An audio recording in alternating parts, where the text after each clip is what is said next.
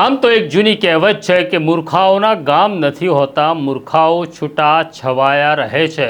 પરંતુ જ્યારે મૂર્ખાઓનું ટોળું ભેગું થાય અને પછી આ મૂર્ખાઓ બહાદુરી બતાડવાનો પ્રયત્ન કરે અને પછી ગુજરાત પોલીસ તેનો વરઘોડો કાઢે ત્યારે મરી ગયા રે બાપા, ભૂલ થઈ ગઈ, હવે આવું નહીં કરીએ ની બૂમો સાંભળવા મળે તેની વિગતે વાત કરવી છે.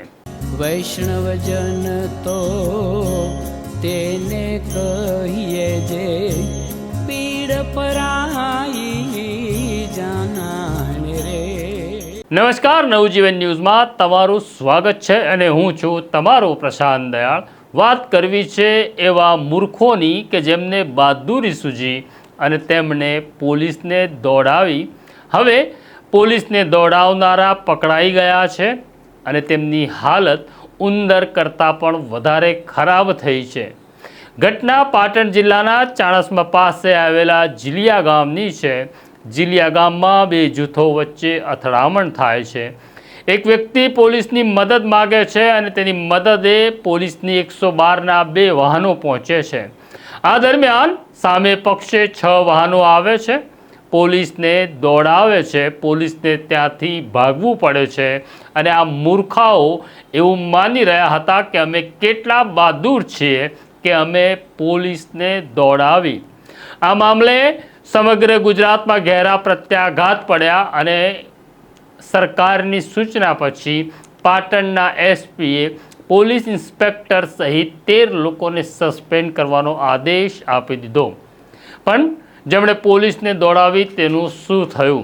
પોલીસે આ બધા ઉંદરોને દરમાંથી શોધી બહાર કાઢ્યા, દોરડા બાંધ્યા અને પછી જાહેરમાં તેમની સર્વિસ થઈ.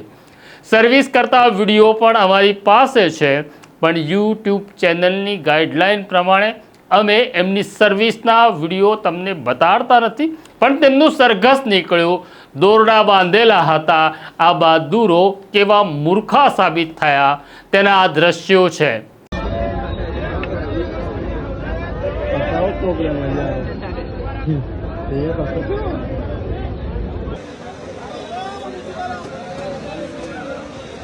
તમને પણ ટોળામાં હોવ ત્યારે આવી બહાદુરી સૂજે અને મૂર્ખતા કરવાનો વિચાર આવે તો એક ક્ષણ અટકી જજો અને આ બહાદુર મૂર્ખાઓની જે હાલત થઈ છે તેને યાદ કરજો.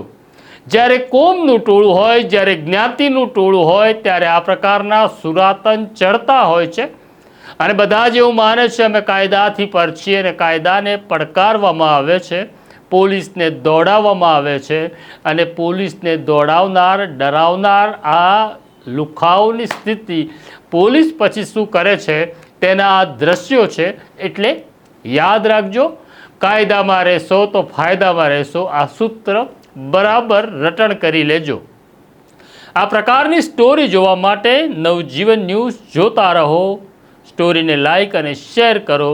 અત્યારે મને મારા સાથી જયંત અને ફૈઝાનને રજા આપો. આવીશ પાછો આવી સ્ટોરીઓ લઈને. નમસ્કાર.